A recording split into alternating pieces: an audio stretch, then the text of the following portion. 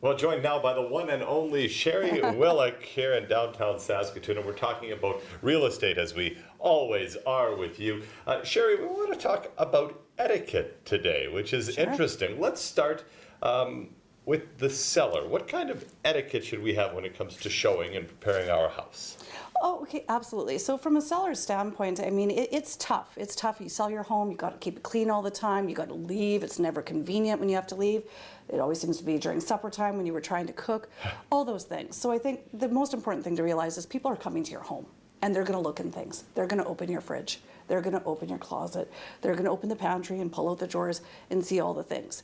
So just be aware of that and be ready for it.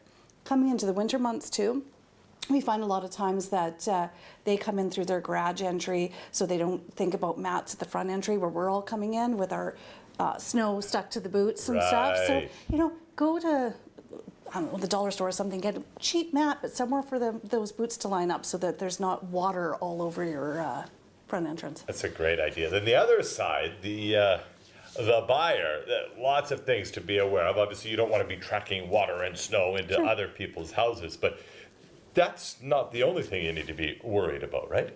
Well, I mean, there's a lot of things, and truthfully, people don't think about it because they're excited. They're shopping. It's an experience. They're going out and doing things, right?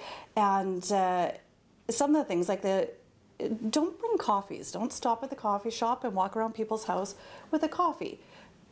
Most of the time it's going to be no big deal, but then there's going to be that one time that, I don't know, your kid bumped into you or the cat in the house did and you dropped it and now you've got coffee all over their white carpet, and how are you going to explain that? You don't sit on furniture, you don't bring in coffees, and especially in the last few years, there's many cameras, from doorbell cameras to inside the house cameras to recording devices, so the seller knows.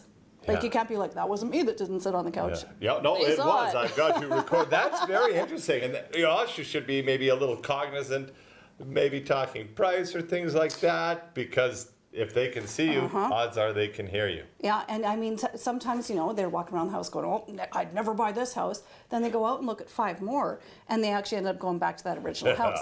But if you walked around the house trashing it, and they heard you, do you think they're really going to want to? Yeah, you got a bit more if you do that. So there you go. Excellent advice as always. Thank you so much. Oh, and the last one, if you've got kids or you have to go yourself, you can't go to the potty in someone else's house. Right, Sheri? Absolutely not. Absolutely not. Perfect. You want more information, SheriWillick.com.